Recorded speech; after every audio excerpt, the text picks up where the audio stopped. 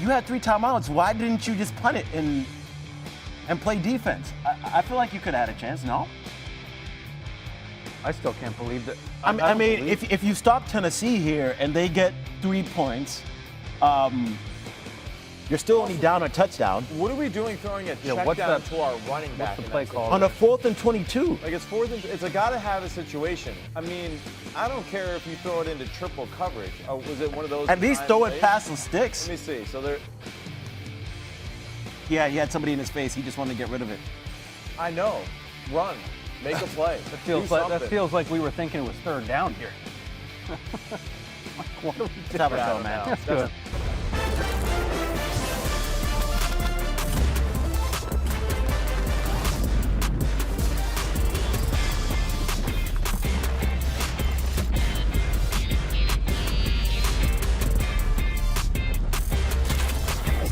It's a very special day here on the College Football Show presented by AT&T. Wake up, we are ready to go. Oh. I'll tell you why it's special. We are expanding for this week. Yeah. We are going from an hour to 90 minutes. The reason being, guys, we will be showing you live action from the huge game in Austin, as well as a little bit of a whip around coverage here. So call it Red Zone, call it whatever you want. We're going to show a lot of live action here true, man. in this About game. time. and we're just approaching the witching hour where Yeah. wins turn to losses and losses become wins. But to everybody out in the YouTube chat throughout the show, I will be in there. Join the conversation. I will address some of the points that you guys make. So go ahead, get active, and let's enjoy this crazy night of college football. Right, so we got a lot of action going on right now. 21-17, Alabama had a super questionable call there on 4th and 22 to go with a check down on that play, Maddie. And obviously now Tennessee's going to have great field position, Scoob. But let's see what happens so far. Yeah, we'll pick this one up in the first quarter. Jalen Milroe coming off a 2-interception game against South Carolina. Throws another one here in the red zone. Huge mistake. But Tennessee will bring it out and not capitalize. Because they got no points off of it. A couple of mistakes that they made as an offense early on. Second quarter now, Milroe finds Jeremy Bernard. Nice to see Alabama find another weapon besides Williams down at the 5. 1st and goal, Bama. And speaking of Williams, Milroe throws the fade ball to him. Nice little box out there. Hey, did anyone tell you he's 17 years old, guys? Wow, shocking. But these were the only points in the entire first half. Yeah, Nico Imaliava over here. He's trying to make a play, get some more points for his team. Nice move there on the scramble. This really started to offset some things. He got injured early on, came back in the game and looked great. And Dylan Sampson, welcome to the party in the second half. Yeah. Barely got to touch a ball then, and then he just went off. After an Alabama field goal, here we are. Imaliava rolls out and hits Dante Thornton way downfield. He didn't hit a lot of those throughout the game, but he hit that there. Tennessee trying to retake the lead. Sampson gets a handoff, pounds it in again. This guy leads the nation in touchdown. SEC record for touchdowns throughout 6 games in the season. He's a monster, but back come the tie. Milroe gives it to Justice Hayes. Hey, now, you're an all-star. Alabama goes back in front, 6 minutes left in the game. Maliava, this is one of his best throws of the day, finds Chris Brazel for the touchdown. Wow. Back corner of the end zone. That gave them the lead. Tennessee leads this game 21-17 at this moment right now with 1 minute and 40 seconds left in the fourth quarter. Alabama, you have been the reason why Tennessee is ahead in the game. But we do have one play from before early on in the game that we have to show y'all because this was huge in the game. Let's check it out. This is 4th and 22. We were talking about this. Alabama decides to throw the ball to the running back here. Look down at their timeouts. 3 timeouts. They're in Tennessee, in their own territory. And Matt, what do you think about this call to pass it to the running back? And not only that, not punt it. You have 3 timeouts. You have the opportunity here to still get the ball and get a stop. Yeah, now, right here, McElroy has drawn it out like it's almost like a design little flare pass or screen pass to the back out of the backfield as if the receiver's leading up, right, and blocking down the field. I don't know if that's actually how the play was designed. It looked like the receiver was not totally sure what to do on that football play. What's the disappointing thing about that whole situation is that it's 3rd and 7. Jalen Milroe just misses a shallow cross over the middle. And they get flagged for a personal foul. And who was the receiver for Alabama that got flagged for the foul there? Kendrick Law. Was it Kendrick Law, right? And that's one of those situations. It's 3rd and 7. It's going to be 4th and 7. All right, that's somewhat manageable. We will have an opportunity to convert that with our plays. 4th and 22, you know, as they say, just throw the playbook out. There's nothing good for 4th and 22 in that situation. With 1:55 left. With 3 timeouts, punt the ball. With 3 timeouts, punt the football, play great defense, force them to essentially run the football or take the shot by stopping the clock and throwing it, stop them short, force that punt, and get the football back. But questionable play call decision, also self-inflicting wounds again by Alabama with the penalties. Here is the moment. Tennessee just kicked the field goal. They now lead by 7. Minute 30 left. No timeouts for Alabama. Jalen Milroe is stepping on the field. He has had nothing but pressure in his face throughout the entire game. Now is the moment, Muddy.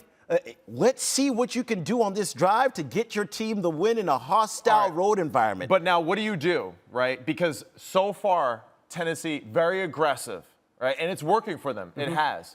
Now with the game on the line, are you going to continue to be aggressive or are you going to play soft? That's where things get dangerous, right? And this is the thing. Like, this is kind of like, well, you know, you got the lead. The worst thing you could do is give Alabama one play on a one-on-one situation with just Ryan Williams over the top, which is something that we've seen. So let's see what Banks and the defense do here in this situation to protect their defense, but also not let Jalen Milroe get one play to tie the football game. Yeah, and just to address the pressure that Jalen Milroe has been seeing. This is a note from our stats and information group right now. Jalen Milroe has been pressured on 16 of his 49 dropbacks. He has not responded well to it, completing only 2 passes for 5 yards while taking 3 sacks. Last week, he took 4 sacks. That was the most that he had taken all season, and he's already approaching that number right now. This drive is going to define what Jalen Milroe can do as a quarterback, especially in these high-pressure situations. But, Sam, it's turning out to be a good game, completely different story from what it was like in the first half. We are going to keep you updated on this game. Minute 30 left, no timeouts for Alabama. They will try to drive down the field. Survive and advance has been a phrase that we've been using for this Alabama team for quite some time now, really since that Vanderbilt loss. But in the meantime, let's get you caught up on Game is over. Game is over. Interception. Game is over. Interception. Jalen Milroe, what are you doing? We talked about the pressure. Had pressure in his face and threw a pick. First place from scrimmage that they get it, and an interception for Jalen Milroe. Game is over. His second of the game. His second of the game. How many interceptions he had last week? 2. How many interceptions he has this week? 2. 3 different sacks on him again this week, 4 last week. We're looking at the play right now just to be up front with everybody watching the show. We have it right in front of us with the TV. And Jalen Milroe, not that much pressure, just great coverage there. Man. You know, he had the in cut right there. Safety undercuts it, but he's behind the football play right there. So really just a poor throw by Jalen Milroe in that situation.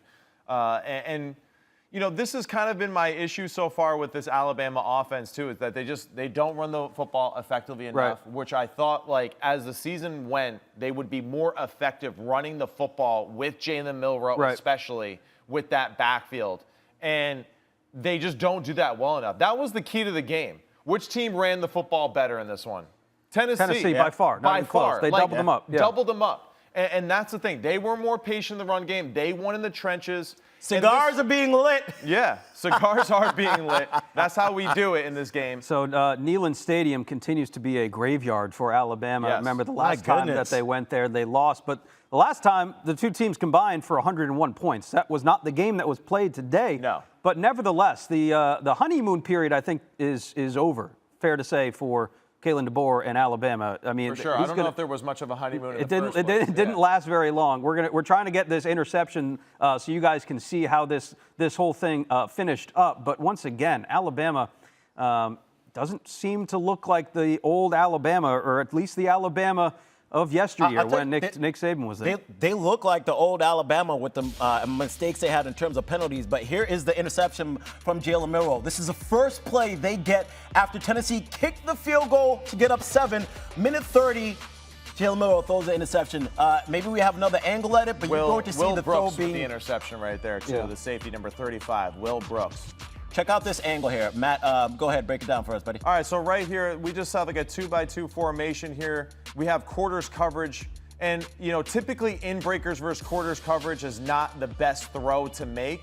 But you can see from this angle right there, like Jalen Milroe is kind of set up like to throw elsewhere. Yeah. He's a little off balance, and he's trying to throw a little bit like in an unbalanced stance. And he loses power. The ball goes behind the receiver significantly. And that's where, Brooks was able to undercut it and get the interception right there. But, just big picture-wise, I mean, here's Tennessee. 12 QB hits on Jalen Milroe. Now, hey, is that sacks? No, but those things take tolls on quarterbacks as they continue to go throughout the game. Yeah. The other issue, too, is that there's multiple times where Tennessee brings pressure in this football game, and Jalen Milroe passes up what is like the pressure answer. Yeah. Right? The quick throw to get the football out of your hands. All right, it doesn't matter if they tackle him for a gain of 3 or 4 or 5 yards, whatever. You're moving. And too many times he tries to scramble and extend plays, and he's missing, those small profits that allow teams to stay on schedule as a great offense. You know, and that's where I feel like this team, with the lack of ability to run the football and just the small missed opportunities in the passing game, all of a sudden, you have games like this today. Yeah, so obviously the panic meter is going to be north of 1,000 in Tuscaloosa. But that brings us to our segment. Time now for Can't Take the Heat, built by the Home Depot. So I mentioned it earlier, guys. Alabama has kind of been living by the mantra of survive and advance. Certainly over the last couple of weeks. They were coming off the close win to South Carolina last week. They have trailed, guys, in the fourth quarter in now 4 consecutive games. Yep. That is the first time that has happened for an Alabama team since 2007 when Nick Saban got there. So, Unbelievable. And I asked you guys the question, like, what is wrong with Alabama? I asked it last week, and I asked, is it fixable? We are seeing the same things kind of haunt this team now. So I'll ask the question again, like, are you more concerned by what you're seeing from Alabama on a week-to-week basis, that it may not be fixable this year? I am concerned, and I do feel like the loss today and the way that they lost, I really wouldn't be surprised if this team kind of like implodes on itself a little bit this season. No doubt, yeah. Right? Because, it feels like it. Just the penalties, just the body language. There's certain things in the way that players are acting, I feel like, where like Nick Saban would have nipped that immediately. The law penalty. Like an old grandfather would be like, hey, we don't act like that. Like that type of thing. And I think that there's a lack of that right now in this football team. And that's a big concern for me. The law penalty. Law penalty, yeah, exactly. It's a perfect example. Exactly. The defense, too. That's the biggest thing that we're forgetting about. Nick Saban is one of the greatest defensive minds in the history of football, right? And he did one coverage. It's quarters. Right. And I don't think that Alabama really does anything defensively the right way. And there's too much 3 down front, and you're letting a Tennessee offensive line, right, who doesn't even line up in running sets and spread sets, just overrun a 3 down front too often, and I think that's a big issue for me. Yeah, and just to hit on the offensive line, they were dominating Alabama throughout the game. Dylan Sampson had over 100 yards before contact, and when you hear that, it means that the running back is just running through big ass holes. But one of the other things that I was thinking about with this Alabama team, to hammer down on the penalties, they came into this game as one of the most penalized teams in the entire country. 107th nationally. What did they end up having this game? 15 penalties for 115 yards. How do you expect to win a football game when you continue to get penalized in huge moments? And that law penalty, the one that forced them to have a 4th and 22, was so huge because then they had to do this bull jive 4th and 22 pass to the halfback, and then it ended up leading to Tennessee getting that field goal. And so those mistakes are huge. 0 points off penalty, off turnovers. Yeah. And that's got to be concerned, right? Yeah. You have an interception off of Nico. You have an interception off the backup quarterback. You force a fumble on Dylan Sampson early on in the football game. So the missed opportunities on those 3 turnovers, to not score any points off of those, that's not winning football. And let's not forget what Alabama has coming up. I know we're looking at the standings, and guys, for those of you that are watching on the ESPN College Football YouTube page, we are going to have Heather Dinich on our show later on to discuss the college football playoff implications of this game. But there you see Alabama sitting at 2-2 right now. They have Missouri next week. Now, sure, you could make the argument Missouri's overrated, but the schedule is still difficult for Alabama coming up. I did want to say, to your point on the defense, Maddie, Alabama coming into this game had allowed 25 points in 3 straight games. That was the first time that had happened since 2003 in the regular season. So, there are problems, obviously, on both sides of the ball right now for Alabama. But at the same time, we got to give credit where credit is due. And Tennessee won this game. Hey, look at Heupel. Look at Josh Heupel out there. They're celebrating. The cigars are lit. I'm not sure if we're going to see a goalpost in the Tennessee River today, but that was what happened the last time that Alabama went up there and lost the game. But, yeah, fans storming the field. I got to imagine that goalpost makes its way down at some point, no? Actually, seeing that scene right there, yeah, the goalpost probably is on its way down unless there's some cops over there. But, man, just what an experience for Tennessee. And what's it like playing at night there, man? I know you played at night there. Well, when I played there, I wasn't playing very well. So we didn't play at night that often. Yeah. You still got to strap up and get out there. It's still an awesome environment. And to run through the tee, to be a part of the Volunteer, that nation that way, truly an honor. And it's special. It really is. And, you know, it's hard to encapsulate with words, you know, what it is to play in the SEC like that. Yeah. Sorry, Vol fans. I wish I would have done better for you. You know, if I was better, I wouldn't be here doing this job though either. So, but Matt Sims, everybody. You know, hey, that's life for you. But still, it was a tremendous honor. And where's good the for cigar? Fans, Yeah, well, get him a cigar. I know. I don't do good with any, you know, smoking paraphernalia. You know, but despite what you may have read about me, but man, you know, it just what a great victory for them. And you know, who would have thought too that in this football game, you know, the better defense is Tennessee. You know, the more physical football team is Tennessee. You know, and that's something that I think is really telling, too, for just like the state of the SEC and where Alabama is and where Tennessee is. You know, we know Heupel is a high explosive offense. It's all about the big play and all that kind of stuff.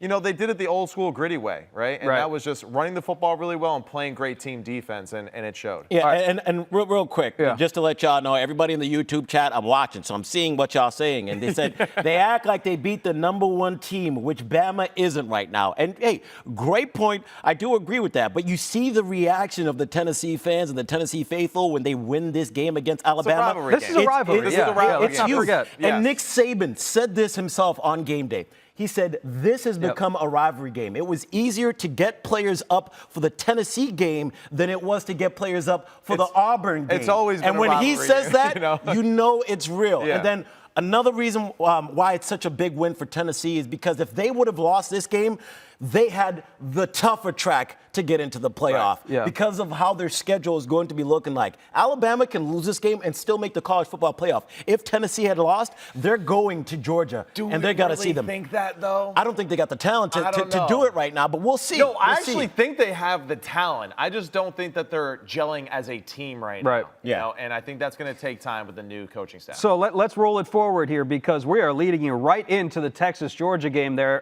Top 5 showdown in Austin. Texas, the #1 team in the country, the Texas Longhorns taking on Georgia. We are going to get you a live look in at this game in just a bit, guys, but let's start here.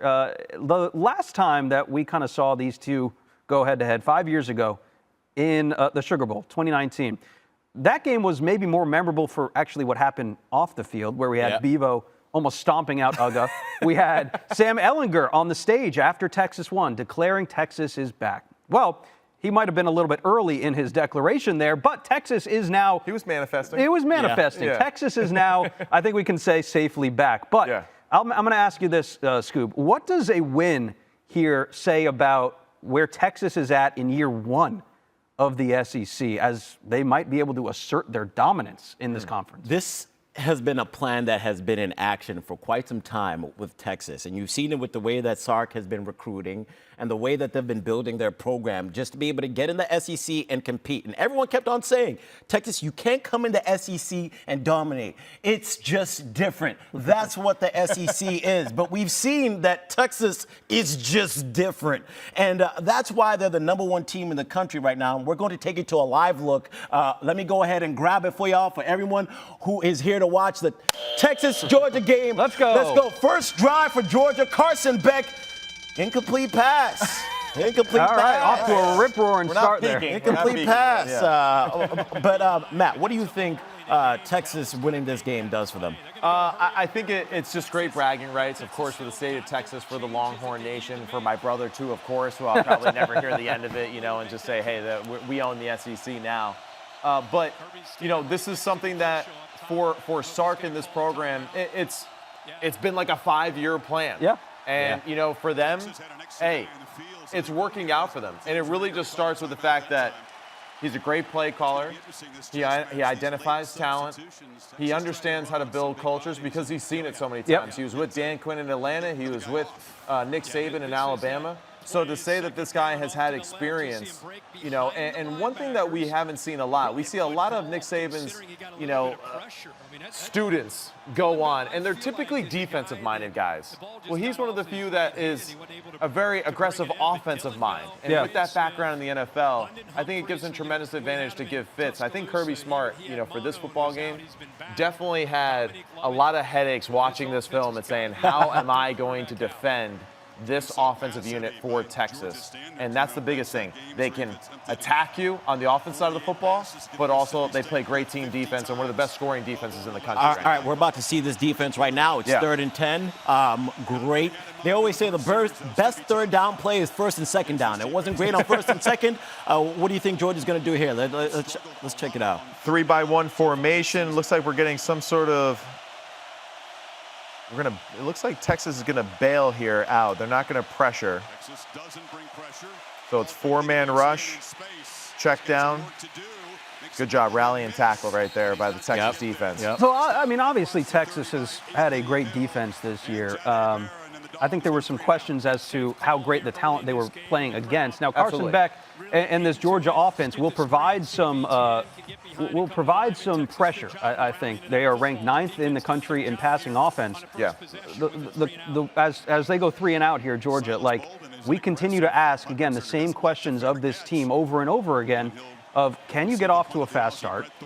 Can you run the ball? Ratledge still out. That's a problem for Georgia trying to get that run. Injuries game at going. the center position too. Right. So obviously that question at least not answered here on the first drive. But Georgia has a +1 point differential in the first quarter of games this year. Yeah. That is very uncharacteristic for a Georgia team. But let's go ahead and turn things over to Texas and this Texas offense. But, okay, here we go. We're going to show the +1 point differential here. I mean, that's just not great for a Georgia team that has been so dominant over time. Look at that list. I mean, one thing that you like about them is that they've been able to create explosive plays, but besides that, I haven't seen much of Georgia. They rank 3rd in the nation for pass plays of 20-plus yards. 20-plus and 30-plus yards. But in terms of running the ball and everything, they've struggled there. But their defense is going to have a hard challenge against this Texas offense right now. And what's an issue thing that we discussed a few weeks ago about this Georgia team? And that's the fact that they aren't as dominant on the defensive line as they had in the past. Yep. The strength of this defense, again, goes to C.J. Allen, Malachi Starks, Dan Jackson. Right. We're talking about the back end of this defense. And typically in the past, Kirby Smart and them, they dominate the trenches. They're more physical. They get hits on the quarterback. They stop the run.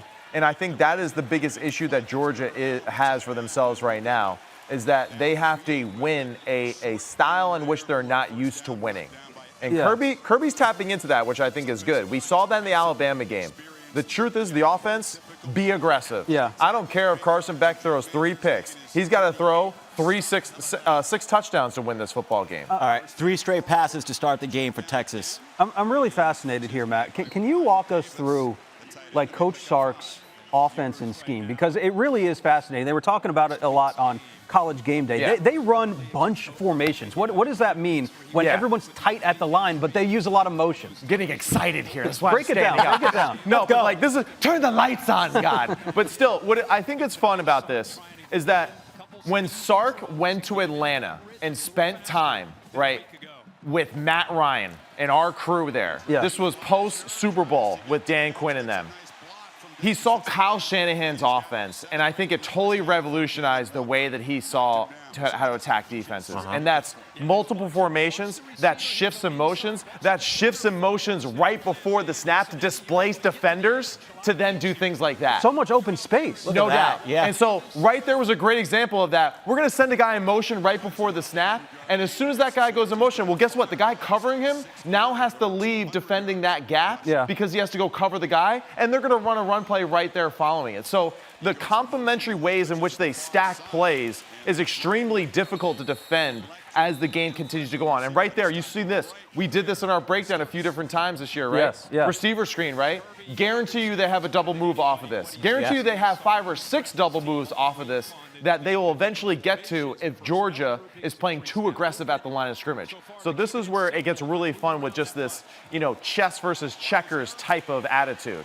And right now, with that first run, you can see Georgia, they're aggressively getting to the line of scrimmage to stop that run. Yeah. And Sark is like, keep doing that because eventually we're going to hit some in-breaking routes behind those linebackers when you are trying to focus on stopping the run. Right. Yeah. And Georgia's run defense has been leaky throughout the year. 10th in the SEC in rush defense. That's down from being first every single year from 2019 through 2022. Yep. So it is not the same defensive front, but huge third down here because first and second down, they were able to get a good stop. Motion before the snap, expand the formation. All the time in the world here. Good job, though. Good job. Good coverage. Bend but don't break. Yeah. Bend but don't break. Well done, Georgia. So no blood drawn here early on in the first quarter in this Texas and Georgia game. Guys, want to make some picks before this game does get out of hand here? All right, let's do it. I'm ready. All right, let's do it. Here's a look at our record so far. We have gotten into a winning record here after a long and strenuous first half of the season. I'm 7-6. So the Midas, we did the Midi Awards last week. For those of you who did not catch those, go ahead and go back and watch that show because it was good. We handed out some of the greatest awards ever. But let's go ahead and pick this game because it is so fascinating. The stakes are obviously incredibly high. I think it's fair to say that Georgia needs this win more in the 12-team playoff era. 2 wins in their schedule going forward is tough. But I think I'm going to go with Texas. I think they have, until proven otherwise, they have been the best team in the country. So convince me otherwise, Georgia. Scoop? I am going to rock with Georgia in this game because why not? Let's just go ahead and do it. And not just why not, but I don't think Georgia Texas has seen good passing offense. They haven't seen a good quarterback. The best passing offense they've seen is UTSA. Every other passing offense they've seen is ranked above 100 in the country. So we'll see how Carson Beck shows out in this game. Maddie? Tejas, baby. Yeah. I'm going with Tejas. Hook 'em. And, I think I'm leaning towards Sark. I'm leaning towards Quinn Ewers and just what they can do offensively with the run game specifically. I think that will be the big tell right there. That third and long situation we just saw, Georgia went with 2-man. Now, if Texas can stay out of third and long situations, like any offense, right, they're going to be successful in this football game. Georgia's not going to have great success playing that much man coverage or 2-man coverage. They're playing 2-man. Why? Because Quinn Ewers is not a great scrambler, right? But I think if they win more on first and second down, they'll have an opportunity to make some big plays in this one. And I think Texas defense, I know they haven't played anybody, so to speak. Legit, yeah. But they're legit. They got some playmakers, right? And I think the linebackers will really do a great job of bottling up the middle of that offense. All right, fair enough. We got 2 Texas and 1 Georgia. We will keep an eye on this game. We will dip back into it when they come back live. They're in commercial right now. In the meantime, let's look elsewhere in the SEC. It was homecoming there in Columbia, Missouri today as the Tigers took on a desperate Auburn team early on here in the first quarter. Missouri quarterback Brady Cook goes down with a looked like a non-contact injury, actually. He would go out to miss the second and most of the third quarters, but man, when he came back, this looked like a completely different team. But the Luther Burden fumble there into the end zone, that allowed Auburn to go up 17-3. This was a 14-point lead for the Auburn Tigers. They don't turn the ball over at all either, Missouri. First turnover since week 2. Late in the third here, Missouri bring Cook back onto the field. Woo-hoo! And there you go. Mookie Cooper with the touchdown grab. Missouri is at the Auburn 2 for the first down there. We're going to go now to the 4th. Missouri running back Marcus Caro, who was actually kind of the go-to back here instead of Noel today. He runs it in for 2 yards for the touchdown. And Carroll coming off a great game last week when he had 15 carries for 91 yards, filling in for Nate Noel. And he got back to action this week, 8 for 40. But Missouri really put together a great comeback in this game because it looked like they were going to lose. Actually losing the turnover battle for the most part against an Auburn team that is really turnover prone. Since 2012, Missouri has won 6 games when trailing by 14 points or more. That's the most in the SEC in that time frame. Coach Drinkowitz and the Missouri Tigers, obviously not the prettiest of pretty wins, but no. Since the world beating that we saw down there at Kyle Field to Texas A&M, Missouri has won 2 games in a row, albeit last week was against UMass. But clearly Missouri, obviously, they're not the same team that they were last year on both ends of the ball. Missing Blake Baker and that presence on the defensive side, it just doesn't look like Brady Cook and Luther Burden and that offense are really on the same page either. But what do we actually think the ceiling is for this Missouri team? Because their schedule might allow them to be continuously ranked in the top 25. They're going to maybe even go up higher now. But what is the actual ceiling, do we think, for Missouri right now? The ceiling? It might be pretty low. Yeah, I mean, 3rd or 4th in the SEC when it all comes, might be good enough for a playoff spot. Which is, it's going to be good enough. And I don't know if I necessarily totally believe in this football team. I think every victory they've had, it's kind of ugly. Now, hey, credit to them. They're getting it done. They're surviving and advancing, like we have said. But there's really no aspect of this team that is impressive in any way. And Brady Cook, I know one thing. He's tough as hell. And it was really fun to see him go out there and play the way that he did today. Because when he left the game, when Noel left the game, you thought there is no chance that this team is coming back to win. Yeah. He comes back. He does the little, the Frazier. He juices up the whole place again. He makes the big play over the middle. But overall, I mean, offense isn't gelling. No. The defense isn't overly impressive. Yeah. And it's just, there's a concern for me as far as just, again, the overall look of this football team. I'm not sure if they're like a true national contender. They're going to be getting an angry Alabama also next week. We'll see. We're watching what's going on here at Texas. An early pick there for Texas on the defensive side against Carson Beck. That's why I was saying, shout out to everybody that's come in to join the show on YouTube. Make sure you subscribe to the channel. We're with you every single week. But we do have the Georgia-Texas game. We'll be going in live. There was just a big play that happened, and we're going to have it for you in just a minute. But we're going to show you what's happening in the LSU game, right? LSU taking on Arkansas. And right here, Caden Durham's first touchdown. Caden Durham on the ground. They have lacked a run game pretty much the entire year. Good start, though, for LSU and the Tigers as they go up on the road against an Arkansas team that's coming off a bye, too. This was a sneaky game. LSU, obviously, the overtime win over Ole Miss last week. What do you think about the old whites there? Clean. Pretty clean. I like the look. I like it. Let's pick this game. I'm taking Arkansas for the reasons I just said. Coming off a bye, and Taylor Green apparently 100%. They're going to need him to be 100%. Scoob, who do you got in this game? I'm going with LSU. I like the momentum that they got going on right now. This is a team that knows that they have to win. They have a great head coach, and I think they can pull it off. Yeah, I agree. I'm going with LSU in this one. I just think that they'll make a few more plays. And, for Arkansas, really, they're playing good football. Overall, I feel like the last few weeks offensively, they're not quite as sharp as they have been. They will be, I think, better with their quarterback back tonight. But overall, I think LSU is the better football team, and I think this will be a close game that's played to the very end. Talking about this game just a little bit more, I think it's actually one of the sneakier games in terms of, placement in the SEC going forward. Yes. LSU hasn't gone on the road since, mid-September. It's been over a month since LSU has played a road game. Arkansas, I actually think, is worthy of being probably a top 25 team. Now, especially after what the Tennessee went, how does that play into things? So, right. Arkansas is only a few plays away from honestly being undefeated. A close loss to Texas A&M. We know the Oklahoma State game. I mean, geez, that was just unbelievable how they lost that one. And now, we'll see what happens in this one. But just, I think Nussmeier, in what he does offensively, unflappable. And that's what I love about quarterbacks. Like, even when he makes mistakes, I feel like he still makes the few plays that you need to just gain momentum again on the offensive side. How about the Bobby Petrino, Blake Baker matchup for the fans that are like really in tune with the football nerds out there? That's going to be a fun matchup to watch. I mean, Petrino, too, in general, just like he is just one of the better minds in the offensive world there. And, you know, he's been doing some good things for Arkansas. He really has. But, yeah, I think that's a fun matchup. Yeah, and I love to see what Grant Nussmeier is going to be able to do against this Arkansas defense, because this Arkansas defense ranks 10th in the SEC in pass defense, and they just know how to get to the quarterback as well. So how is he going to step up in this game? The same question that we're asking, how is Carson Beck going to step up in the game against Texas? Because what we're about to show you is going to answer that question for you early on. Carson Beck drops back, and check out this play here made by Texas. Those boys are bad.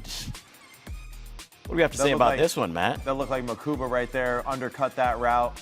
And that's just, I think, you know, Carson not seeing the big picture of the field right here. So we got him basically in a spy look right there. He reads the quarterback the entire way, had no idea that he was going and undercutting right there. Great job, though, going up and catching the football at the high point like that. Really impressive football play by number 4. But, yeah, Carson Beck just not seeing out in front of his receiver and anticipating that area. Really good job by Makuba, seeing big picture, reading that play, and then reacting. Yeah, and just for everybody that's watching, we're doing a 90-minute special today. We will be showing the Texas-Georgia game throughout the entirety of the show, but just like Red Zone, we're showing you the good parts. So when nothing is happening in the game, we will show you what else is happening around college football, just like the Michigan versus Illinois game, right? This was a great one. We'll pick it up early in the second quarter. Jack Tuttle runs for 13 yards, and he's a fumbler. Illinois picks it up. They would score on the next drive and lead 6-0. But this is an Illinois defense that came in pumped, ready to make plays. But Donovan Edwards, when Illinois gets the ball, he runs it in here. And they get in for the touchdown. This was still a close game, 13-7 at this point. And the tail of the tape was Illinois being able to make more plays on offense. We got a fake punt. And you got to be able to do these things with a team like Michigan. One thing Michigan can't afford to do this year is like turn the ball over. Yeah. Because their offense just is not that good, and they turned it over way too many times in this game. Yeah, and right here, Luke Altmaier, he hits. Donovan Leary got in there and he hit Zachariah Franklin for the touchdown. Check this out, real close as he got there in the end zone, but it still wasn't good for Michigan. Down 21-7. Clell Mullings running the ball well. Luke Altmaier not throwing the ball well. Then now we go over to see what Michigan's offense was doing, and it was just bad, guys. Yeah, Tuttle, seventh-year quarterback. Clearly, they're looking for an answer there, and just haven't been able to find it.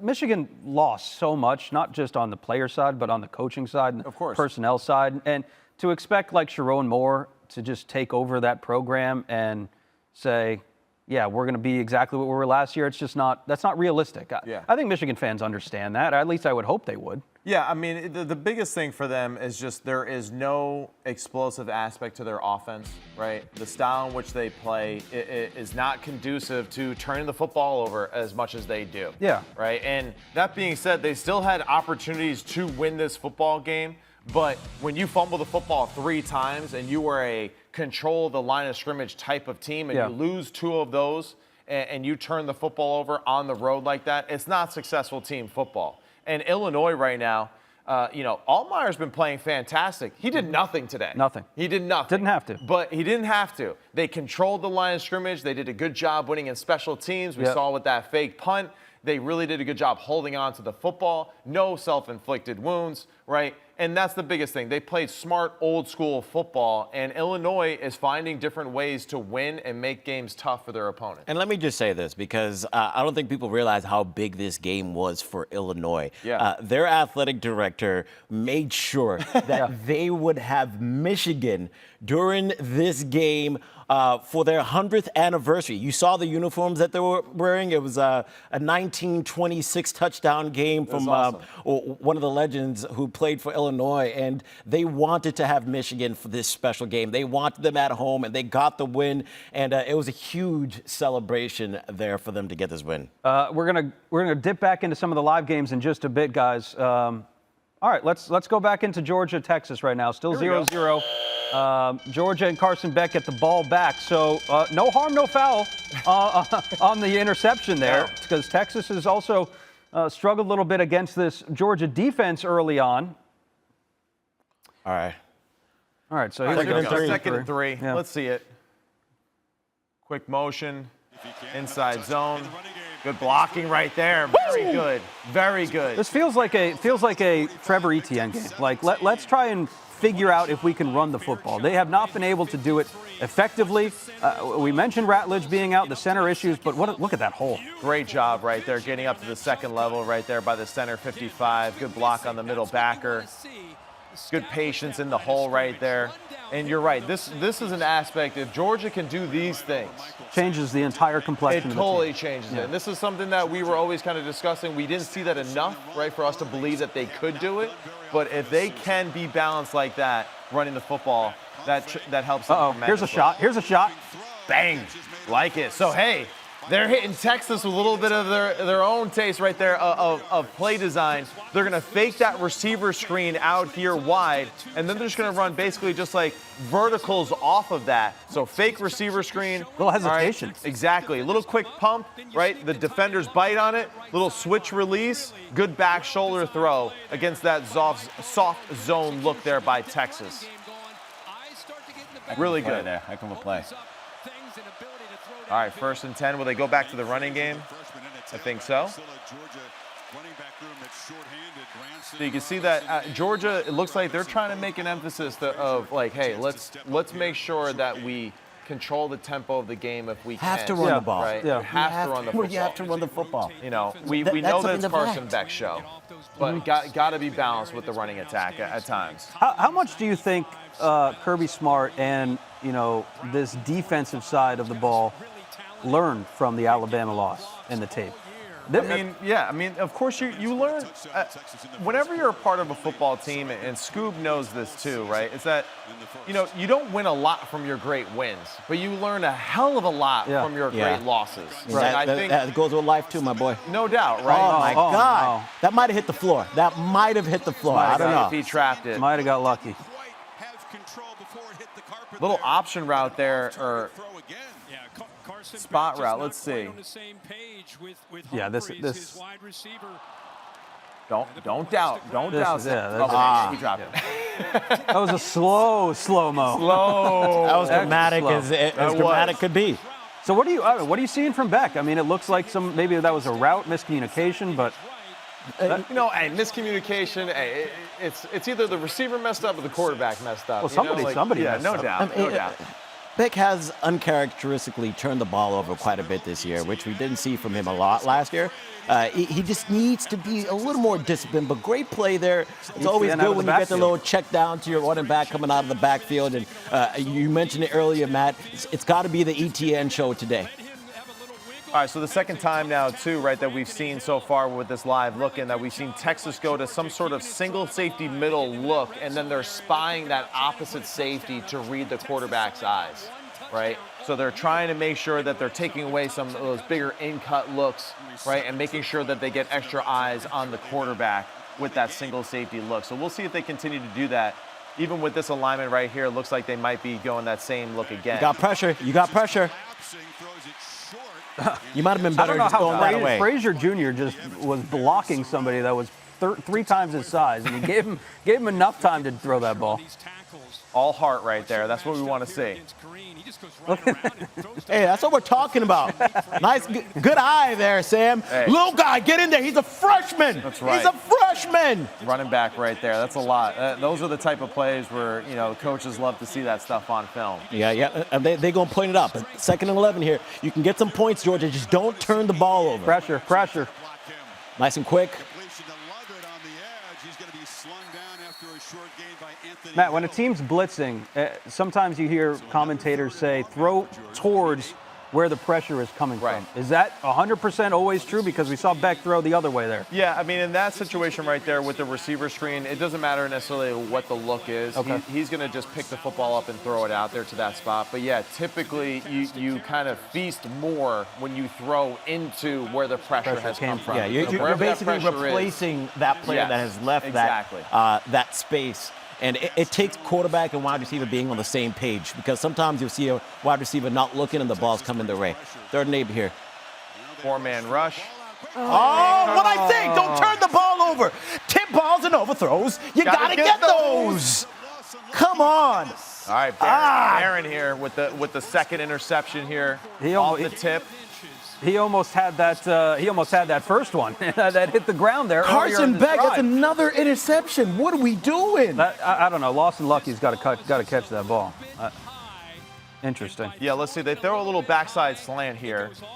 And to everybody in the YouTube channel, I got to continue to remind y'all. Accurate throw right there by the quarterback. Yeah. He's got to hit those. This is not a game. This is a show. We will be going in and out of the game throughout the show, just like Red Zone. When there's nothing going on in the game, like right now you're about to see, they're going to commercial, we're going to take you to other things that happen in the college football world, like Colorado.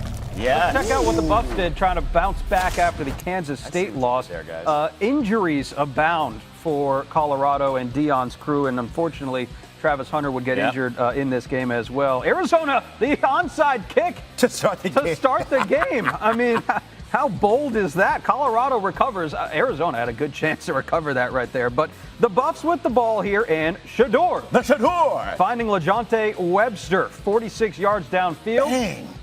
And he would come up just inside the 5. That would set up this scoring play.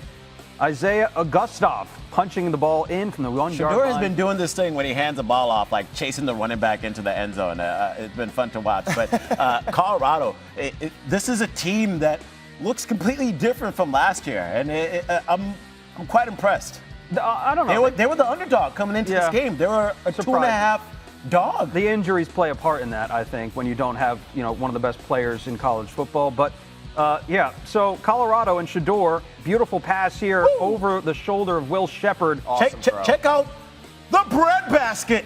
Fantastic. The tight window. Is Shador the best thrower in college football, Matt? Ooh, it's him or Cam Ward. One or the other? Him or Cam Ward. I think it kind of depends, who, the message is the same. They're ballers, all right? It just depends on who you want the messenger to be. Yeah, exactly. 34-7 the Can't go final. wrong. Yeah, Shador, 23 of 33, 250 in the air, 2 touchdowns, couple of picks in this game. Yeah. That might be one of the only concerns I think some folks have about some of the questionable calls that Shador has, like the fade routes on 4th down. He's done that a couple of times. Nevertheless, a win for Colorado here, 34-7, and the Big 12 conversation continues to grow, which is going to be a fascinating conversation as this goes down the stretch. But what are we to make of Colorado? Good bounce-back win after a game they probably should have won against Kansas State. For sure, absolutely. Yeah. And I think what we got to keep in mind, too, earlier in the year, you were like, what do you think? Is Colorado's defense getting better? And I was like, yeah, kind of, sort of. Yeah. And sorta. everyone in the YouTube was like, bro, freaking out. And I understand that. All right, but now, with more evidence, Doctor, all right, we have seen, 7 sacks today, 7 tackles for a loss, an intercept. So the defense is coming along. They're playing better. They're collapsing the pocket against the passer consistently. And I think that's the thing that you got to be excited about for this Colorado team.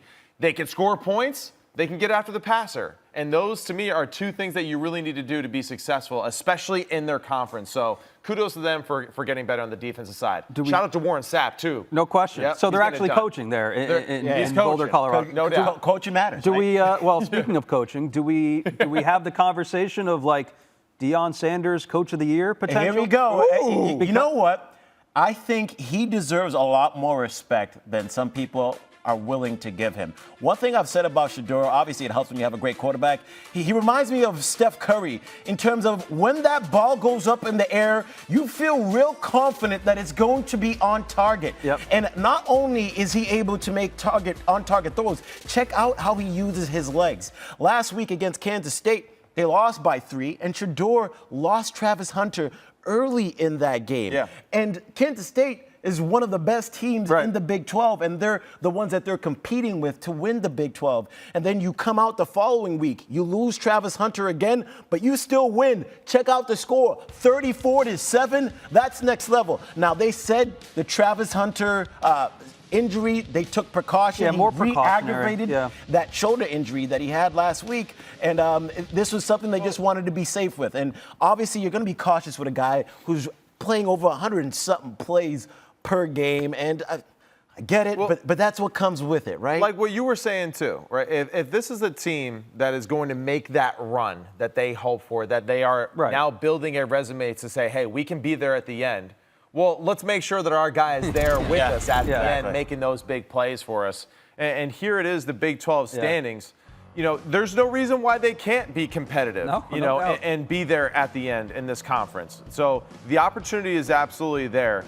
You know, with Shedeur and the turnovers, who cares? Really? It's not the NFL. When the defense is playing like that, sure, why not take some more risks? NFL football is different. In college football, like with Cam Ward, with Shedeur, right, with Carson Beck, with them, like, I don't care if they throw interceptions. I know we want to play perfect football and all that. Yeah. The game isn't about perfection. And the way that these teams need to win, they just need to be overly aggressive. So I'm not worried about the one or two plays where he doesn't play clean football. Hey, keep being aggressive. Keep dropping it back. If we throw 2 picks, whatever, just keep attacking him. Yeah, speaking of Cam Ward, Scoob, we saw him put together a really impressive performance on the road today against and Louisville. this was the best game of the day. They were trying to go 7-0 for the first time in 7 years as they were in Louisville. We're going to pick this one up. Louisville. Come on, Louisville. My bad, bro. Hell yeah. We'll pick this up in the third because it was crazy. Cam Ward with the laser to Xavier Restrepo. That's his wide receiver one. 7 catches for 101 yards on the day.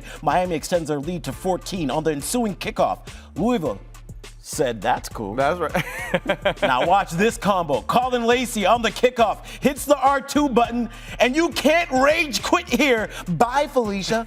100-yard touchdown. Poor Felicia. There was so much scoring in this game. It was like wild. This was the best game of the day. Look at the fans going crazy. The next Miami possession, Cam Ward swings it out to Mark Flesher. And what you gonna do with it, Mark? Mark, that was a trick. You Mark.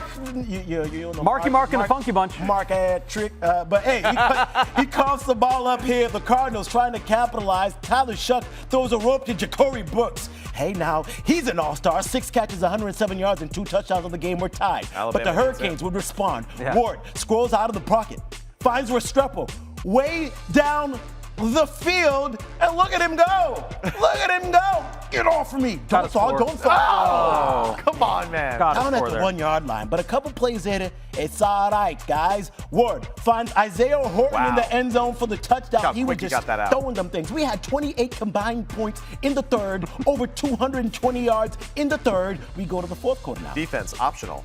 Shuck swings it to Amari Huggins Bruce, and he takes it in for the touchdown.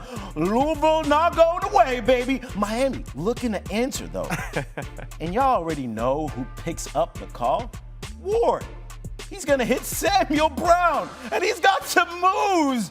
He got some if you need some more. Move. Huge game. A few plays later, A.J. Allen. Oh, he's a bully. Get out of my way. Miami extends their lead. Look at Mike. After a Louisville 3-and-out. This was huge. Cam Ward looking to pass. He's hit as he throws the ball, y'all, but after review. Fumble? They take it back. For some reason, Miami continues to have somebody press the Buffalo Wild Wings button in the replay room. What do you guys see over here? Let's check out the replay. Is this a fumble or nah?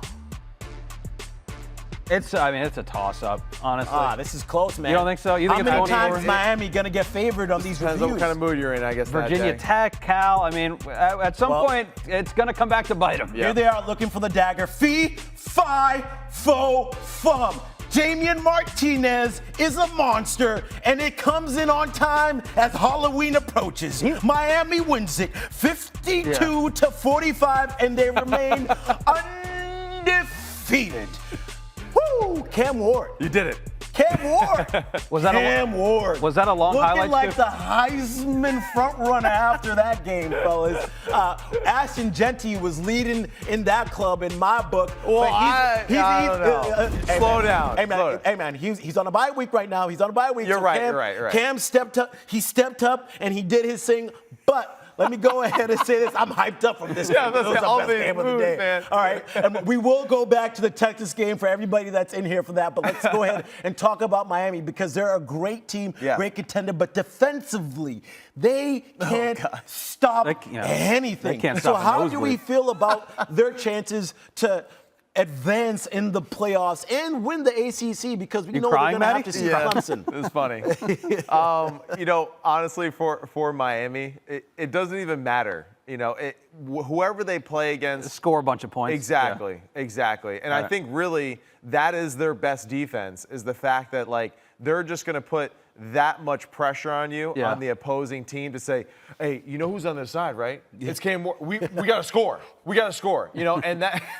Georgia's on the goal line here. Let's go back. Everybody watching, I told you we would go back. Back into the live look. We're like the red zone. We bring you into the game when it matters. First and goal. Come on, Beck. How did they get down here? I missed it. Touchdown? Oh, no, that was incomplete. Okay, so Georgia got down here with a fumble, Matt. We will show that in a few moments for everybody that's watching along with us. Turnover late in game. Already 3 turnovers in this game. Yeah, we're not even through the first quarter. It's kind of the theme of the day today. No doubt. A lot of sloppy play by everyone across the country, and it's just college football, man. Awesome. Look, I know that second interception that Beck threw was off the hands of Lawson Lucky. That's now 2 times in a row that. No, that was a bad throw. I don't know. It wasn't great. As the resident quarterback here, I'm telling you, it was bad throw. I'll trust you.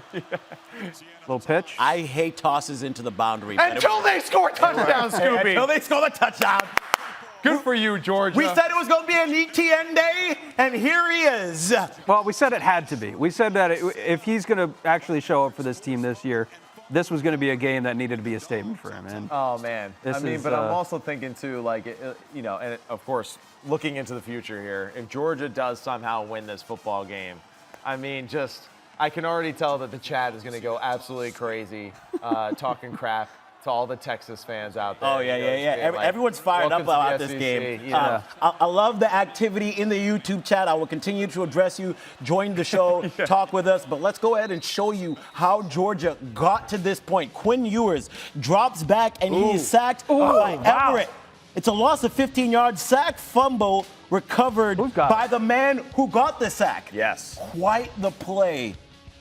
Quite the play. So that's a great play right here by Kirby Smart. Left hash right here, and they're going to get a boundary cat corner blitz. And really good play, really good design, too, by Kirby to take advantage of that tight split by the Texas receiver. The boundary corner pressed up at the line of scrimmage. Whenever you see that boundary safety creeped over a little bit further over the top, you got to be alert there for that corner blitz. That's something that Georgia doesn't do a lot. So Kirby doing some new wrinkles here to throw off this Texas offense. All right, so Georgia strikes first down there in Austin. 7-0 is the score. We talked about Cam Ward earlier. So let's go ahead and break down the game that he put together. 4 touchdowns earlier today in the win over Louisville. Can't wait to see this. Yes, sir. Time now for the playbook presented by Modelo. We go back to the touchscreen with our very own QB, Matt Sims. Matty, let's break down this Miami-Louisville game because once again, Miami pushed to the brink up there at Louisville, your old stomping grounds. Yes, sir. And Cam Ward is a player that can kind of neutralize some of the stench that we saw on the defensive side. What do you see on the offense for Cam Ward today? All right, now, just when you watch this guy play, you can't tell me that he's not one of the most entertaining watches in all of college football. Electric. I mean, electric is a great way to describe it. And he reminds me a lot of Jaden Daniels from a year ago, where it doesn't matter what the situation is. Like, this guy is just he's going to bring it, and he's going to bring plays each and every week. The issue that I have with this play, so Miami, empty formation here, spreading the field sideline to sideline, right? 3 receivers here to the field, 2 to the boundary. Louisville decides we're only going to rush 3 guys, right, to the best passer in all of college football. What's the logic there? What do they think? There is no logic there. The problem is that they are saying, you know what, we're going to get in coverage, we're going to get eyes on the quarterback, we're going to play zone, we're going to react. The problem now with this is that now you are giving one of the best quarterbacks in the history of college football right now just 8 Mississippis to decide what to do with the play. And they do a simple stack concept here to the bottom, a little switch release at the top. Doesn't even matter, because with the lack of pass rush here, all right, 5 Mississippi, 6 Mississippi, 7 Mississippi, gets out of the pocket, resets. We've seen this a few times throughout the season. Sure, yeah. When he gets outside the pocket and then resets, bam! I mean, an absolute laser beam to the back corner of the end zone to Jacoby George, who does a great job of extending and making a play outside of the confines of the offense. So we'll pause it right here. This is what Miami is doing offensively. A little return route here by the outside receiver, a post or through route here, and then a corner. On this side, they're just doing a little switch release go. But with the 3-man rush again, here we have Cam Ward buying time. Jacoby George, hey, all right, he's covered here on this little seam or inside post route. But as the play continues to develop, he is working towards the vision of his quarterback as he escapes the pocket. And this is what I love, too. Look where Cam Ward is in relation to Jacoby George on this football play. And as it continues to play out, I mean, it is just a thing of beauty right there. You got to love it. And that is why Miami is so dangerous on offense. He had all time to throw back there. But that play was on second down. One of the reasons why he is so electric and this offense is so dynamic is their willingness to take shots on first down. And this is a great example. No doubt, no doubt. And shout out to Dawson, too, who I think is just doing a great job of developing this offense and have a lot of ways to attack defenses. This is another fun concept that I think that they did. At the top here, a corner and a hitch route. On the bottom here, they're going to do that same type of look, but they are going to run a little hitch and snag and then go. The reason why this is a well-designed football play here is because right now, Louisville is giving us this middle of the field open defense. Sure. Yeah. Right? So as they converge to play the hitch and to get this deep half safety to play the corner, we are going to have Samuel Brown hitch up and then attack that middle of the field right away after a little count, one count. And you typically see this concept in the low red zone area. Cam Ward, eyes to the receiver, set. You saw the stutter, and boom, as soon as he is even, he is leaving right down there towards the middle. Cam Ward, another great job of just buying time and lofting it over the middle for an easy completion. And again, he makes so much of this look so simple and so easy. Yes. Although it's not. Another impressive thing from the game today that I thought. Yeah. He was spreading the wealth around. 4 different receivers caught a touchdown pass from him, including his go-to guy, Xavier Restrepo. All right, so now the fun just keeps getting more, right? And this is what is awesome about the design of this play here. So we have a post route here. We're going to have a corner and then go. And then we're going to get the back and the flat. So like I've taught you all year, Sam, if you've been paying attention in class, a 3-level vertical, right? We got the post deep. We got that little corner and go as number 2 in between, and then the flat. What I love about this is that they saw in film, this corner travels with the post route, right? So he's going to continue to go with that post route, leaving that zone where he leaves vacant behind him. Now, the added little spice to this is the fake sprint out roll here. So they're telling the offensive line, sprint right. Everyone sell out to the right. The tight end is going to block the end man on the line of scrimmage. And he's looking this way. And he is looking this way for one step, and then he is going to reverse pivot out, set up, and this is what's fantastic. The end does a great job cutting him off. He adjusts. Now he'll attack in this open space right here. The play is a long developing play, so he needs to buy time. But as he makes this throw, he is getting hit. But it just shows you the power and accuracy he has as he's being affected. Still drops it over the defender for a perfect throw like that. And then Restrepo, you broke the tackle. Oh, how do you fall down like that? But still, an exciting play. And right from here, you see, all right, it hasn't really declared yet what to do yet. He buys time, great job, and then the quick release as he's being hit there, driving the football with power and accuracy over a defender like that. Very impressive. You have coached a lot of up-and-coming quarterbacks, there are some things that he does that you can't really teach, right? No doubt, no doubt. I think the natural instincts that he brings to the table, that's why, like, he reminds me of guys like Jaden Daniels, like C.J. Stroud 2 years before that, too.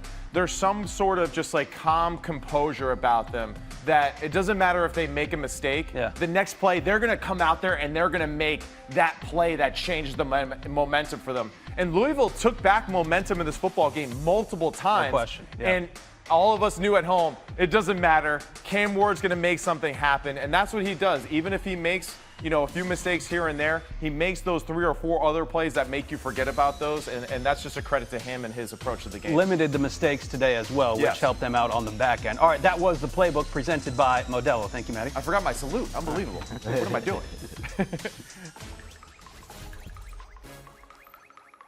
All right, let's go ahead and take a look at Game Changing Connection presented by AT&T. We're going to take a look at some of the best from Week 7. We're going to start on Friday night, guys, in the Big 12. BYU, with their undefeated record on the line late in the fourth, Darius Lassiter breaks a tackle and breaks the ankles of the safety, and he goes in for the game-winning score. The Cougs 7-0 atop the Big 12. Who would have thunk it, Scoob? Yeah, I didn't expect it at all. But it was a heck of a game. I don't know what the defender was doing on that play, but let's keep this moving as we go to Coastal Carolina against Louisiana. Noah Kim says, call me the baker because I put this in the bread basket. Yes, sir. It hits Bryson Graves for a huge gain. And what we love about this route is that he hit him up first and hit a little double move for the great connect. I don't know. Brian, that was just a typical over-the-shoulder catch. Oh, there we go. But it's okay. This is not a typical over-the-shoulder catch, although it is against my UConn Huskies. That would be Demon Deacon quarterback Hank Bachmeier finding Micah Mays Jr. 41-yard gain down the field. Not a great day for the Huskies. Not at all. Not at all. But it was a great day for Cincy when they were going against Arizona State. And this hole opened up like Moses in the Red Sea. Evan Pryor with the godly speed 55-yard touchdown. They would win this game 24-14. But check it out, guys. Sam, you could run through this hole. I don't know about that. That's a bold statement there, but I do like the red uniform. Certainly not as fast as our Hey, guys. I said Red Sea, Moses. I like it. For those watching the Eastern Michigan game for the first time, no, this is not a black and white film. That happens to be their field there at Eastern Michigan. But a great catch was made down the field. Marcus Allen with the grab. What do you think of the field? Mr. Allen, it still messes with my Right? eyes. I don't like the field that they have there, but what we like here is this strip sack by South Carolina on Michael Hawkins Jr. And you know what we're going to have, fellas? We're going to have a thick 6. Big man in the end zone. We love to see it. Tonka Trunkin. His name is Tonka. And he's a huge human being. We love to see that, man. That's a dangerous defensive line there. All right, moving on to what else happened in the college football world. Notre Dame taking on Georgia Tech starting in the second. Tied. Riley Leonard with a little RPO, but he calls his own number. This is what he does. Listen, Notre Dame has 9 straight games with multiple rushing touchdowns dating back to last season, the longest active streak in FBS. Let's jump to the final frame. They're looking to ice the game, put a little icing on the cake. So the defense says, let us join the party. Adam Schuller. Oh, yeah. Happy birthday to you. 36 yards to the crib. The Fighting Irish improved to 6-1. They face Navy next week, and they need Navy to be good because Notre Dame's schedule for the rest of the season is not necessarily appealing to if you were on the committee. No, they will also see the Army Black Knights as well. One of the more fascinating storylines has been Army and Navy this year. We're going to talk about it later with Heather Dinich as well. How about this? We're going to parachute in to the game. That's just something that you see when you go to an Army football game. This game, by the way, was all Army as they were taking on East Carolina. Army quarterback Bryson Daly finding Miles Stewart in the back of the end zone. This was his only passing touchdown of the day, but he also, rushed for 5 touchdowns in this game as well. This was just a Bryson Daly show. It's so impressive watching what he does, Matt. And I know you love watching this team and Navy as well, but he had 5 rushing touchdowns in this game already here in Week 8. He has already broken the Black Knights single-season rushing touchdown record. 19 rushing touchdowns this year, and he also added another 100 rushing game, his 6th in a row. What impresses you most about him? Oh, I mean, just like he's got speed, but the physicality which he runs with, he's so strong. The leadership, all that kind of stuff. How can you not root for Army and Navy? Yeah. Right now, Army, I'm just telling you, it is must-watch TV. They just absolutely dismantle football teams. play-by-play with their physicality and their discipline, and rightfully so, because they are protecting our country, America. Hey. That's Casey Reynolds with a nice one-handed grab there. Check this out. This play is nuts. Stick him on them gloves. And that would set up Bryson Daly. This guy again. He takes it in the end zone. He scored all but one of Army's touchdowns today. Golden Knights win this one going away, 45-28. You talk about Army, then you eventually got to talk about Navy. But great win for Army, winning 45-28. Navy took on Charlotte, and let's see how they played. We'll pick this one up in the first quarter, and look at that entrance. I mean, that is fantastic. Blake Horvath. It's Alex Texa here for 46-yard touchdown. Navy up 7-0 early. We'll move over to the second quarter now. With the backflip. Right? That was special. Deshaun Peely picks off the pass, and he takes it to the hizzy. Navy goes up 38-0, and they roll over Charlotte. Just absolutely crazy work there. 51-17 the final. It's just nuts. You're seeing Navy put up 51 points. You're seeing Army put up 45 points. Now, these are historically teams that, obviously they run option offenses, and they'll score 21 points and they'll play great defense. But that's just not the recipe that we're seeing from Horvath or Daly. Like, this is. Well, I think it's cool too that they're both kind of modernizing a little bit of what they do offensively. They both throw the of ball. these quarterbacks are throwing it more efficiently, right? You could see that their throwing motions are more natural. Where in the past, like, you were questioning whether the quarterback for Army or Navy was righty or lefty with the way that they would throw it. But I know that was regressive. But still, they're a little bit more balanced than they have been in the past. And this is why, like, it's so special to watch, because it's not about talent. Every time that they go on the field, they are probably not the most talented football team, but they play disciplined football. They understand their assignments. They play for the guy next to them. And I think that is like the beauty of college football in its essence right there, is what Army and Navy does. And hey, good for them. Congratulations. I know who else is rooting for Army and Navy this year. It's Notre Dame. They need to. Notre Dame needs Army and Navy to be that ranked opponent for them to continue to build their resume. And I got to tell you, they're going to have their hands full stopping both of these. Because just a reminder to everybody else, Notre Dame can't get in that top four because they won't be able to be a conference championship since they're an independent school. And then when you look at their record going on, their schedule for the rest of the season, it's not tough teams that they're going to be going against. So before the season started, none of us expected Army and Navy to be ranked. Right. And now that you have those teams coming up as ranked matchups for Notre Dame, you love what you're seeing because this is your opportunity. But if you slip up once, that Northern Illinois loss is going to haunt you. They don't care how good Army and Navy is. No, but it seems like everybody in this group of five, which is where Army and Navy play in the American, are still looking out towards the Mountain West. And they're looking out at Boise State and what they are doing. 47% chance for Boise State right now to reach the playoff. Out of the group of five, the highest percentage chance of any other team. Right now, you see Army right there, Navy below them at 5%. UNLV, though, will be the matchup that Boise State will have next Friday, and that will be in Las Vegas as well. So what do we make of the group of five? Boise State still a favorite with Ashton Genty, or are you looking at the Army-Navy as a really... I mean, I'm biased. You're biased? Man. I'm a Jersey guy, so of course, like, West Point and all that stuff up there in New York is like a special place in my heart, right? And one of the most unbelievable places to witness a college football game. I hope, too, that they're both undefeated when they both play each other at the end of the year. Incredible. Because then people like Heather Dinich, who will be joining us soon, will have to wait to see what happens in that football game. Because, potentially they might be the team that makes it. But, Boise State, I would say, is the clear favorite so far for this one. I would say don't sleep on UNLV. You said that last week as well. There's still some teams in this group of five that can still make the playoffs as well. But the great thing about Boise State right now, they probably have the best loss in the country.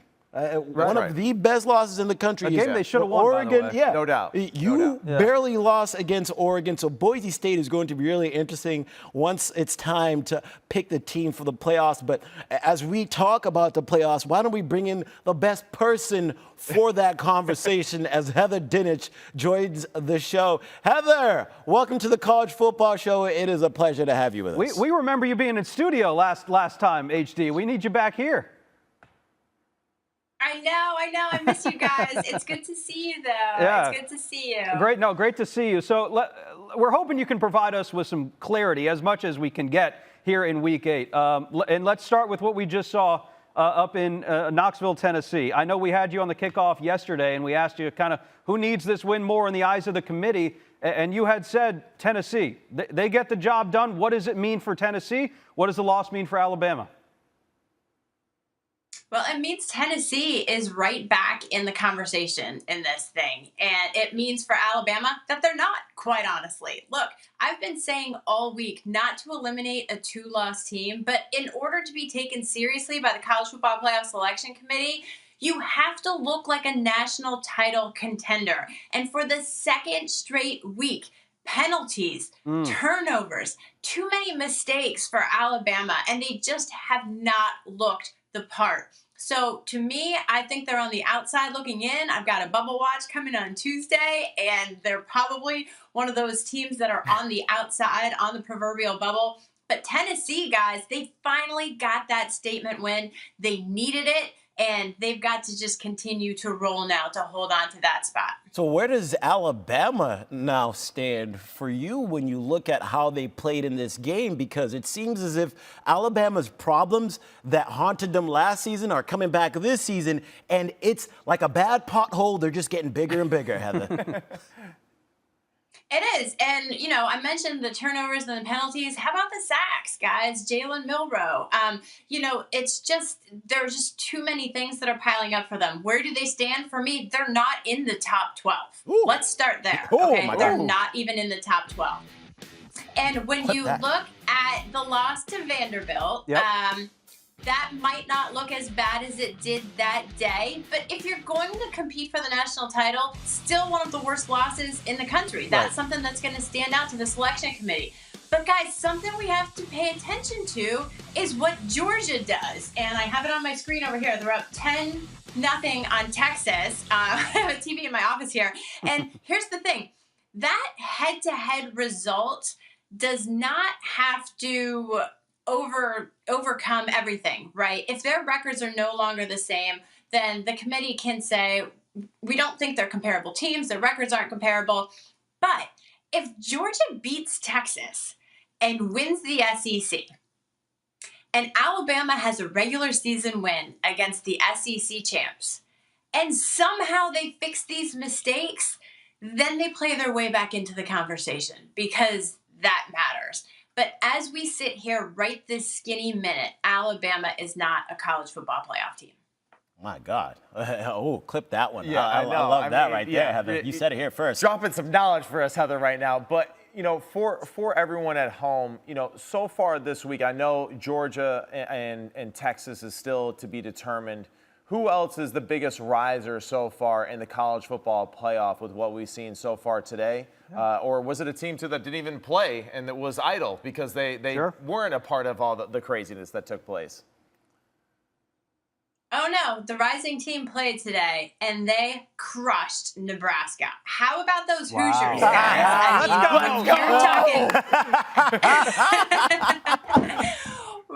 When you're talking about a 7-0 start, Curt Cignetti, what he's done there, this is a legit team. They've got a coach, they've got a quarterback. They are just steamrolling everyone that they play. And quite honestly, I think they were on my bubble last week. Can't remember if they were. I think they were one of the first 4 out. This week, I think that they should be in. It's fascinating, too. And you talk about Coach Cignetti, like a lot of the players and starters on this team were at James Madison. They got 9 starters on that team that played at James Madison playing in Power 5 football. It's just so awesome to see it. And obviously, I think that says a lot about what he did at JMU. I do want to ask you this question, Heather, about the controversy, I don't know you can call it, but certainly the argument about 2 teams coming from the Big 12, 2 teams coming from the ACC. In your mind, or at least in the committee's mind, do you think at this point in the season the ACC is the favorite to get 2 in, or is the Big 12 favorite to get 2 in, or are they both going to get 2 in? I think that's a great question. Let's see what Iowa State does tonight. Still waiting for that game to unfold, obviously. But also, I don't think people should assume that 2 teams from the ACC are getting in. But I will say that Miami beating Louisville today on the road was huge. That was their toughest remaining test.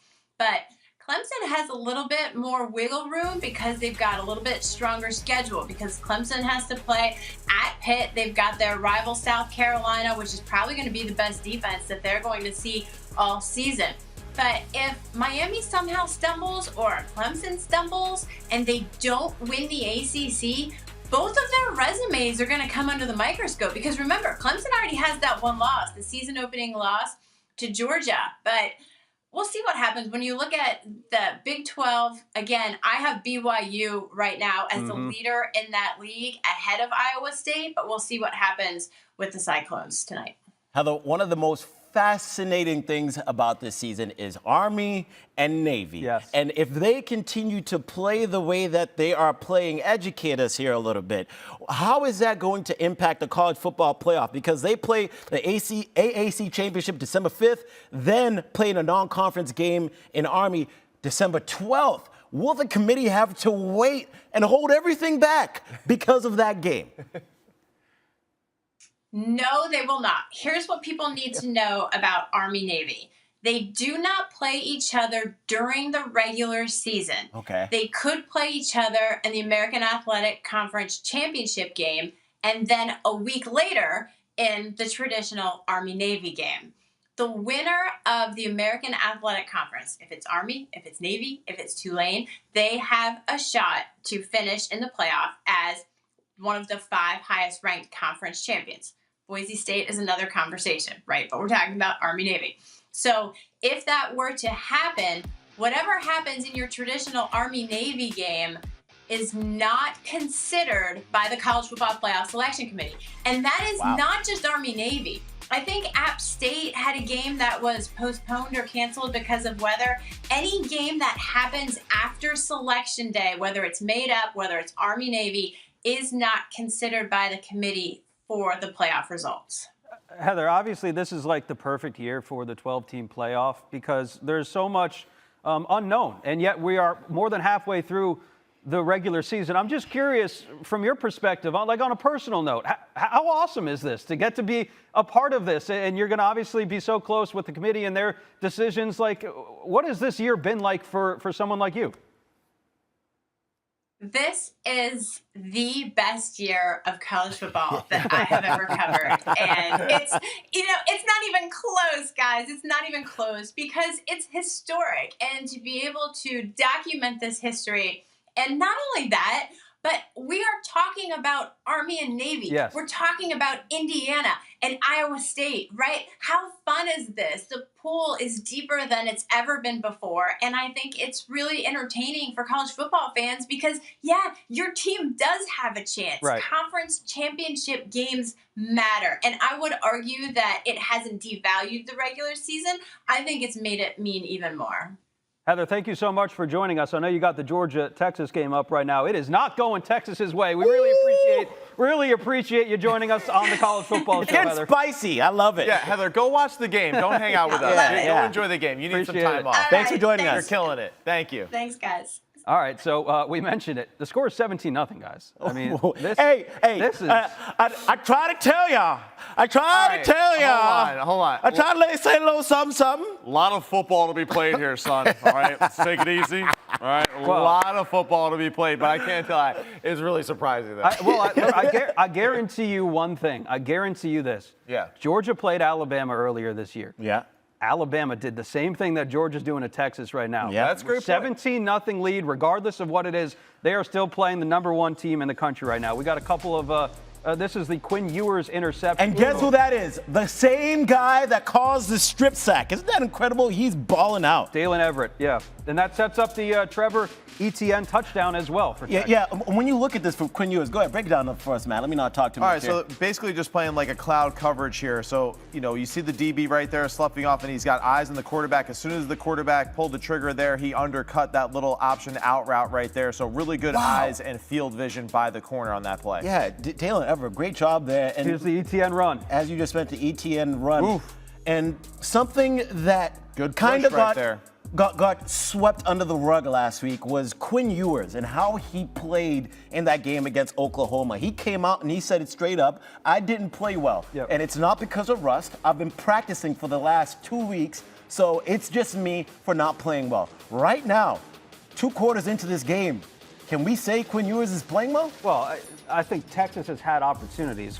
Carson Beck has thrown a couple of picks as well. It's just, it seems like Georgia has done more with the turnovers than Texas has. But like the pick's a bad play, right? But the fumble, right, all that was just, I think, Kirby just out-coaching Sark on that one, right? So I'll give him like a pass on that.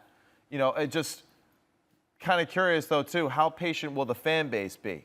Because we know that fans occasionally, I mean, hey, their favorite quarterback is typically the backup quarterback. And this is an interesting backup quarterback there in Texas. It's unique, that's for sure. You know it's what? definitely unique. Let me give you the honors. Let me go ahead and give you the Sharing is caring. Caring is sharing. Yes, sir. It is live look time. I don't even get the red lights. Where's the red light? It's because you didn't do it right, Matt. There it is. We are going to wrap up the show here in about 5 minutes. But in the meantime, let's enjoy this second quarter here. Okay, loss of yards there on that throw to Quinn Ewers. Right now, he is 6 for 11. 6 for 12, 17 yards. But what I love about what I've seen so far from Georgia right there, it is a lot of catch and immediate tackle, where we've seen for Texas explosive plays, scenes where there isn't even a defender within the screen of the guy who's catching the football. And right now, doing a great job of just really covering and tackling immediately. And this is something that Georgia has not done. Walker with a second sack there. Pressuring the quarterback is something that Georgia has been abysmal at this year. They ranked second to last in the SEC in sacks coming into this game with just 11 on the year and already got a couple here in this game. So that's a great sign. They are running the ball. They are getting pressure on Ewers. I think if there was a recipe for Georgia to win this game, it was going to be doing those two things right. Running the football effectively, causing havoc in the backfield. They've done it. They've done both of those things. 6 men up at the line of scrimmage, too. So causing confusion, allowing that Texas offense to have to backtrack to make sure that they're protecting well. By doing that, Georgia's getting a few free steps there to gain momentum and collapse the pocket. All right, real quick, because this is somebody in the chat, and it's funny what they said here, so I'm just going to go ahead and repeat it. He said, Texas offense is getting exposed, but Georgia's defense will be glazed for their performance anyways. And I feel like that is spot on. Right now, we still got plenty of football to go, but this Georgia defense is playing its best game that we've seen. Another live look in. You got to give credit where credit is due, man. We're going to check out the ACC. Yes, this is an ACC game, guys. SMU and Stanford. Who would have thought to say that? SMU. So strange. We're about to go rapid fire live to nothing. This is not the way that I expected. I know, Skubie, we were talking about this one earlier. You're thinking like Io Manor, Stanford. They're going to put up some points. Remember what they did to Syracuse earlier this year. So far, it's just been all Coach Lashley and SMU, right? Yeah, I mean, I'm not really sure why you thought that Stanford all of a sudden was going to be just this high-powered offense in this one. I mean, yeah, there's still more game to be played, of course, but like SMU is the better offense so far this season. So, you know, I'm glad that hopefully, if this continues to stay, we'll get a game. We got some info. Can we go back to the Texas game real quick? Because for everybody that was in the YouTube chat, I kept on seeing what y'all was saying. Get Quinn out of there. Throw in Arch. You know what's happening? Arch Manning is warming up for reasons we don't know quite yet. But when somebody starts warming up, sometimes it means they're getting ready to go in the game. What does that mean, Matt, I'm going to come to you. What does that mean? I'm going to come to you first because we've talked about this before, both on and off camera, with Arch Manning, where was there going to be some quarterback controversy? If Quinn comes back and he doesn't look like himself, are they going to consider throwing Arch in? Now that you see that it might be a possibility, what is your reaction? Now, it's a little bit of like, I was going to say this earlier, kind of like that Jalen Hurts / Tua situation, where are they just trying to get some sort of a jump as far as just energy and juice? Mm-hmm. You know, the one thing that I would say that Arch does, and we've seen it clearly in the few games that he's played in, he's a better athlete than Quinn. Yeah. So are they hoping that his ability to run the football maybe or scramble, you know, some RPO, some reads, all those kind of, like, is that going to give them that little advantage and spark that they need in the offense side of the football? After Quinn got sacked on that last play by Walker, he looked like he got up a little shaky and uncomfortable, so I wonder if he re-injured his oblique injury. So he looked a little, yeah. So there might be a possibility that Quinn isn't feeling 100%. That being said, if he's banged up and Arch is ready to go, he does bring a different aspect to this offense. We saw some two-man earlier in the game by Georgia, but I think that's the biggest thing is Kirby's really doing a good job of mixing up the looks right now and not giving Sark the advantage as far as how to attack them. Is that how you neutralize those bunch sets? Well, I mean, the bunch formations and things like that, like, you know, those are, it just depends on, like, what coverage you're playing against, right? The shifts and the motions that we discussed that are really advantageous for Texas, you know, that's the difficult stuff, right? Where you got to align properly before the play. You have to know what your assignment is and what the team around you's assignment is, and make sure that you're playing as a complete unit. Yeah. You know, so right now, Kirby's just doing a good job of mixing up the looks, and everyone is doing a great job of, as soon as the ball is caught, the guy's going down, and that's the key. And we haven't seen that run game get started too. So I question Georgia's defensive line. They're doing a good job of playing physical and slowing down this Texas veteran offensive line. All right, we got about a minute left here in the show. So before we get out of here, we might go a little longer for y'all. We will share share the last bit of this second quarter here. We're just going to keep hanging out. 2nd and 10, Georgia with the ball. Look at the disparity in the yards for this game. 132 to 15 for Texas. Really would not have thought it was like that. To everybody that's talking about Arch in the group chat for YouTube, yes, he is warming up. We don't know what the deal is for that, but Georgia's on offense trying to make a play happen here. And checks it down. By the way, we had the biggest question for Texas was on that defensive side. Like, how real is this Texas defense? Yeah. Let's just remember, probably the last time that Texas's defense was really challenged in the game. I think you go back to the college football playoff against Washington, and they had a quarterback that would throw the ball and tested the secondary. And here, we're seeing how much improved this Georgia secondary is. And here's another thing that talented defensive line too that they had. No question. And here's another thing that I'll say about Texas and Georgia in this game. I said it last week. Who has Texas really played this year? And we can say there was common opponent within Mississippi State, but Mississippi State put up those 31 points towards the end of the game for the most part when it was out of reach. But Georgia should have been better about it.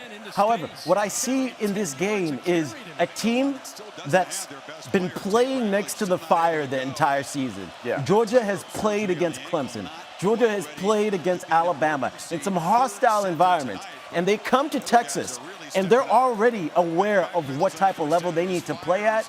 And I don't know if Texas was ready to turn it up all the way at the first snap, like Georgia was, but not playing anybody for real. And this isn't Texas's fault because Michigan just ended up not being that good.